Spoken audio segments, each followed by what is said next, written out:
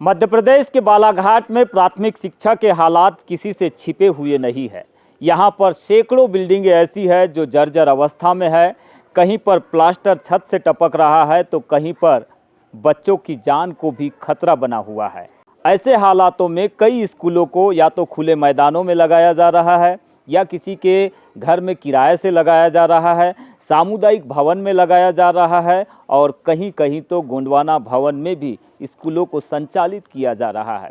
ऐसे हालातों में बच्चों को किस प्रकार की परेशानी उठानी पड़ रही है, उन्हें शिक्षा ग्रहण करने में क्या दिक्कतें हो रही है, चलिए आपको आज बालाघाट जिले के बैहर विकासखंड के अंतर्गत आने वाले गढ़ी से कुछ तस्वीरें दिखाते हैं।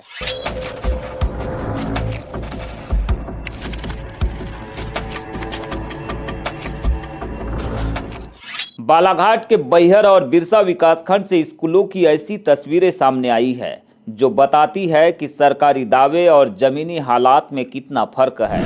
सुरक्षित बैठक व्यवस्था हो, आवागमन व्यवस्था हो, उसको फोकस करके एक बार रिव्यू किया है और मैंने अधिकारियों से कहा भी है कि अगर इस तरह का कोई है तो भवन को पूरी तरह बंद करें। किराए का भवन लेना पड़े, शासन किराए का भवन ले, लेकिन सुरक्षित परिवेश परिसर उपलब्ध कराएं।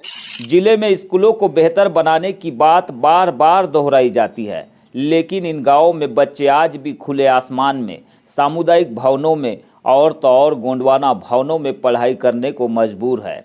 हालात देखकर यही लगता है कि शिक्षा व्यवस्था सिर्फ कागजों में मजबूत हुई है, जमीन पर कुछ नहीं है। क्यों नहीं बदल पा रही इन हालातों को? मैं आपको कहना चाहूँगा कि सबसे ज़्यादा हाई स्कूल और हायर सेकेंडरी, मेरे पिताजी जब आदिम जाति कल्याण मंत्री थे तब सबसे ज़्यादा हाई स्कूल और हायर सेकेंडरी खुले भी थे और भवन भी स्वीकृत हुए थे।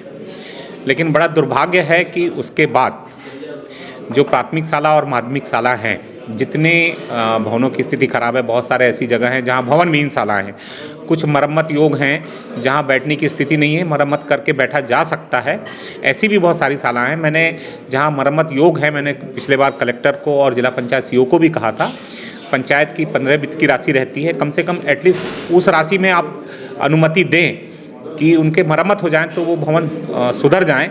लेकिन तकलीफ ये होता है कि जो टैड अनटैड का फंड आता है उसमें निर्धारित रहता है मरम्मत का कोई वो नहीं दिया हुआ है, इसके कारण उसमें तकलीफ आती है। गढ़ी रीजन के अंतर्गत बिलाईखार प्राथमिक शाला में 1ली से 5वीं तक कुल 28 बच्चे दर्ज है। स्कूल का पुराना भवन जर्जर होने के कारण पिछले 5 सत्र से बंद पड़ा है। वहीं आंगनवाड़ी के बच्चे जर्जर भवनों में ही पढ़ाई करने मजबूर है। महिला बाल विकास विभाग ने आंगनवाड़ी बच्चों के लिए कोई भी वैकल्पिक व्यवस्था नहीं की है, जबकि प्राथमिक शाला के बच्चे सामुदायिक भवन में पढ़ाई कर रहे हैं। ये बिलाईखार का स्कूल है। सर्व शिक्षा अभियान के अंतर्गत साल 2006 और 7 में इस बिल्डिंग का निर्माण हुआ था और बीते 5 सालों से बिल्डिंग की हालत ऐसी है कि ना तो यहाँ बच्चे स्कूल की पढ़ाई कर सकते हैं और ना ही बैठ सकते हैं।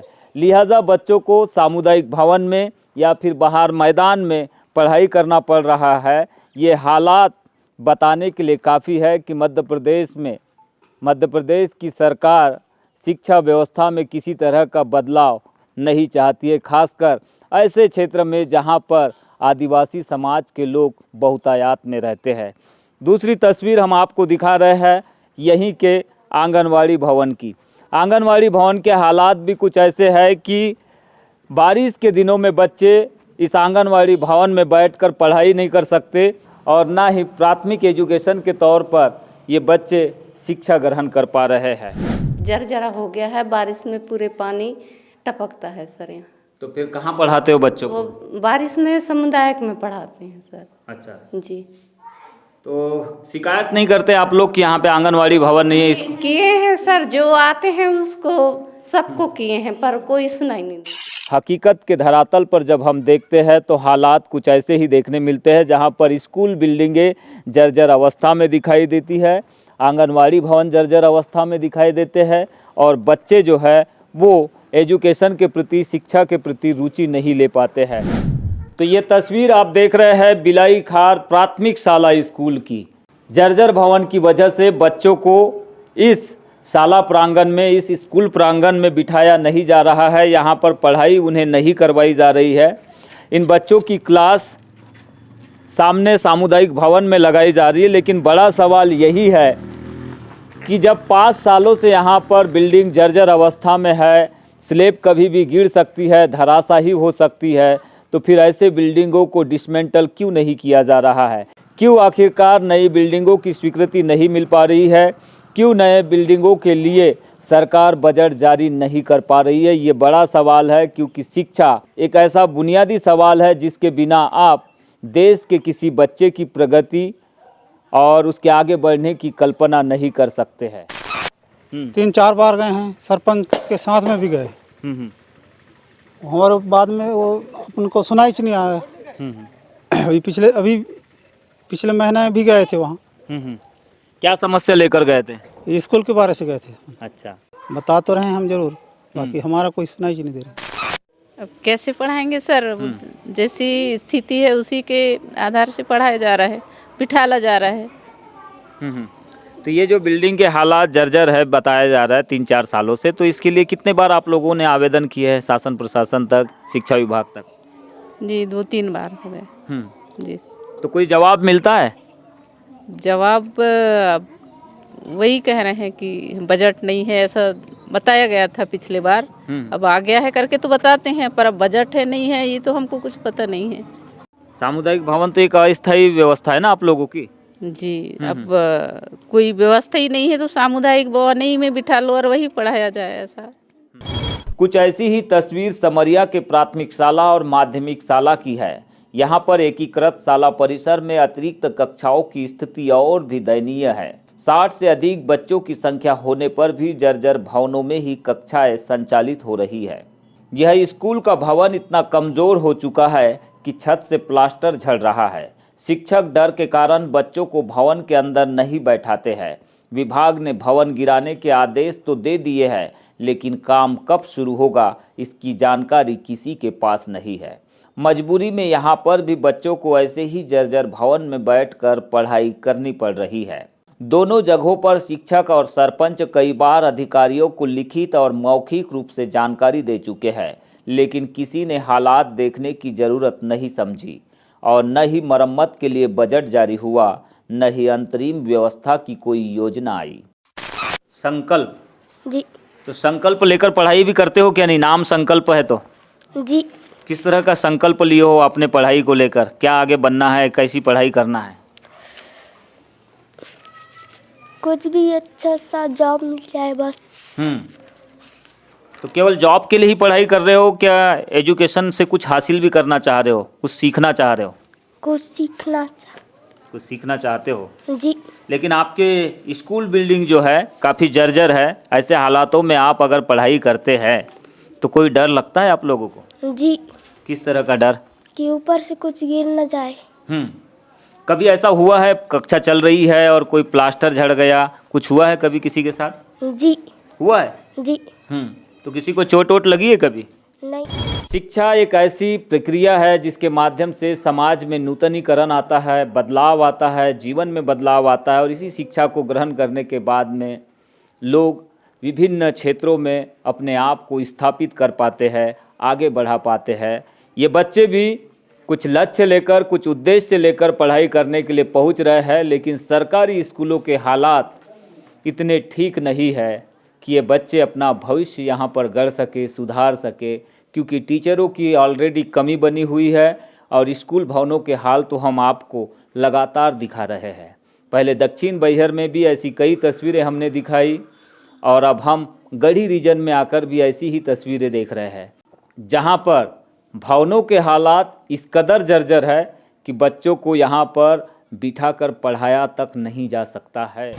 ग्रामीणों और सरपंच का कहना है कि बच्चों की सुरक्षा रोज जोखिम में बनी रहती है, लेकिन विभाग उदासीन बना हुआ है। हमने बहुत प्रयास किया, हमने शासन प्रशासन सबके तरफ हमने आवेदन निवेदन किए हैं, पर भी पता नहीं सर, इधर कोई सुनते ही नहीं। इस एरिया में इस एरिया में सबसे ज़्यादा समस्या शिक्षक और हमारे गढ़ी से जो समरिया की रोड है वो सबसे ज़्यादा परेशानी है। तो 5 सालों से 10 सालों से अगर बिल्डिंगें खराब है तो नवीन भवन स्वीकृत नहीं हो रहे क्या? हाँ नहीं, अभी तक तो नवीन भवन किसी प्रकार की तो शिकायत नहीं है। हमने एक बिलाई खार में भी दिए हैं, हाँ। 6 महीने हो गए, अभी तक किसी प्रकार का उनका भी पता नहीं है। जो बिलाई खार में अभी वर्तमान में सामुदायिक भवन में जो लग रहा है स्कूल, और वहाँ भी दिक्कत होती है। जब किसी प्रकार की सामाजिक बैठकें होती है तो क्या है, बच्चों को इधर से उधर करना पड़ता है। तो ऐसे में कैसे बच्चे आगे बढ़ेंगे, कैसे अपने भविष्य को गढ़ेंगे? अब इस क्षेत्र की दुर्दशा तो बहुत दयनीय है। अब जो जनप्रतिनिधि हम जो चुनते हैं वो भी ध्यान नहीं दे रहे हैं इस क्षेत्र में। इस क्षेत्र और अंधकार की स्थिति में है। आपके क्षेत्र के जो विधायक है संजय उइके, लगातार तीसरी बार से विधायक है, उन तक कभी इस क्षेत्र की इन समस्याओं को लेकर आप गए हैं? जी, अब हमने गए हैं और आते भी हैं, देखते भी हैं। हाँ। तो क्या बोलते हैं वो, किन कारणों से ये इन समस्याओं का समाधान नहीं हो पा रहा है? सर क्या? वो बोल रहे हैं कि हमारी सरकार नहीं है। कुछ बदलाव हुआ है? नहीं, कोई बदलाव नहीं हुई है अभी तक के। इधर तो एक भी बदलाव नहीं है। आप खुद इस एरिया में अभी आए हैं, आप देखे होंगे, जहाँ जहाँ गए हैं वहाँ जैसे कि वैसे है। जो अंग्रेज जमाने से है वैसे ही है, ऐसे हमको महसूस हो रहा है। राज्य की सरकार हर साल शिक्षा के लिए बड़ी राशि खर्च करने का दावा करती है।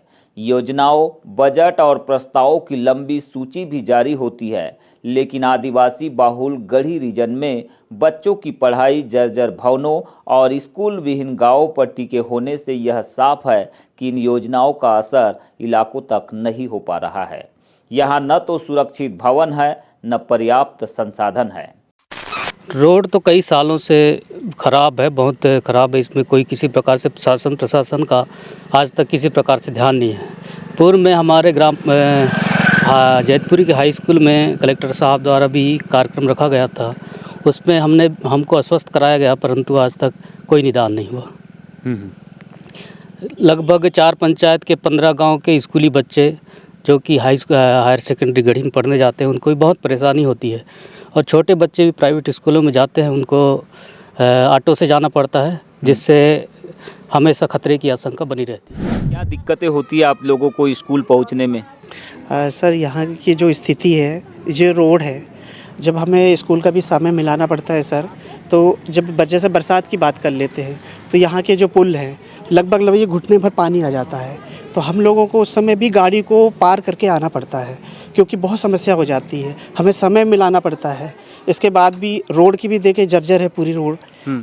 जैसे अपन जा भी रहे हैं, गड्ढे हैं, अचानक गड्ढा मिल जा रहा है, गाड़ी भी इतनी चल रही है, फिर भी यहाँ का रोड अभी भी उस तरीके से व्यवस्थाएं नहीं बन पाई हैं। कितने सालों से ये रोड ऐसे हालात में दिखाई दे रही है? सर, मैं जितने अभी 3 से 4 साल तक मैं यहाँ हूँ, तो अभी तक वैसे ही कि जैसे जगह तैसा ही है।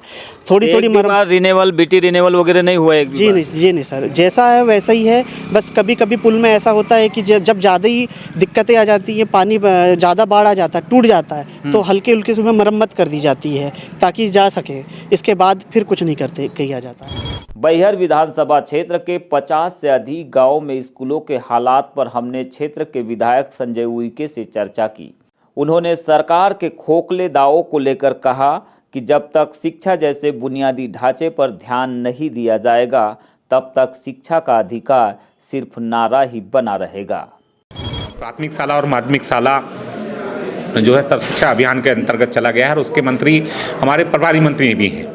मैं पिछले बार भी उनके संज्ञान में लाया था, मैं 2 बार लिख के भी दिया हूँ, इवन कलेक्टर ने भी लिख के दिया हुआ है, उसके बाद भी स्वीकृतियाँ नहीं मिल पा रही है। ये बड़े दुर्भाग्य की बात है। क्या वजह है कि सरकार इंफ्रास्ट्रक्चर डेवलपमेंट को ही विकास मानकर चल रही है, जबकि बेसिक नीड्स है, एजुकेशन, हेल्थ, इन चीज़ों से लोग अभी भी परेशानी में घिरे हुए हैं और इन चीज़ों को लेकर विशेषतः कोई काम नहीं दिखाई दे रहा है। आज भी बैहर क्षेत्र में या बिरसा विकासखंड में जितनी भी बिल्डिंगें दिख रही है, आश्रम शालाएं दिख रही है, सब दिग्विजय सिंह सरकार के समय की दिख रही। नई सरकार ये एजुकेशन पर काम नहीं होना कितना गंभीर मसला आपको लगता है? देखिए, ये जो सरकार है, ये सरकार का ध्यान केवल लाभार्थी योजना में है। लोगों को डायरेक्ट बेनिफिट दो और वोट लो।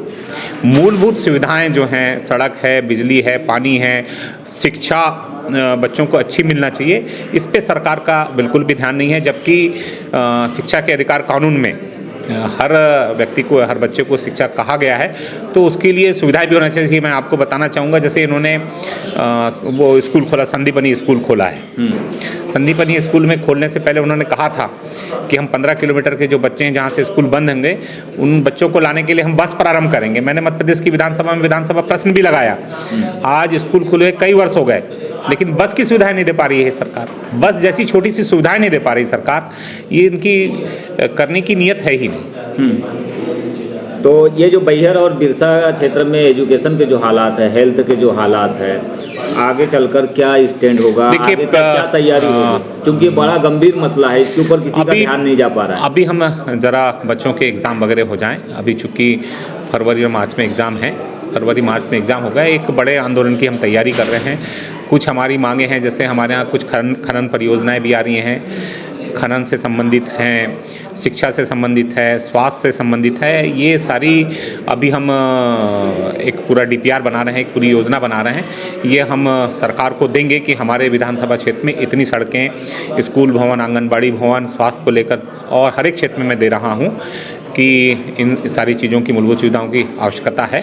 अगर सरकार उसको संज्ञान में लेगी तो हम आंदोलन की तरफ आगे बढ़ेंगे।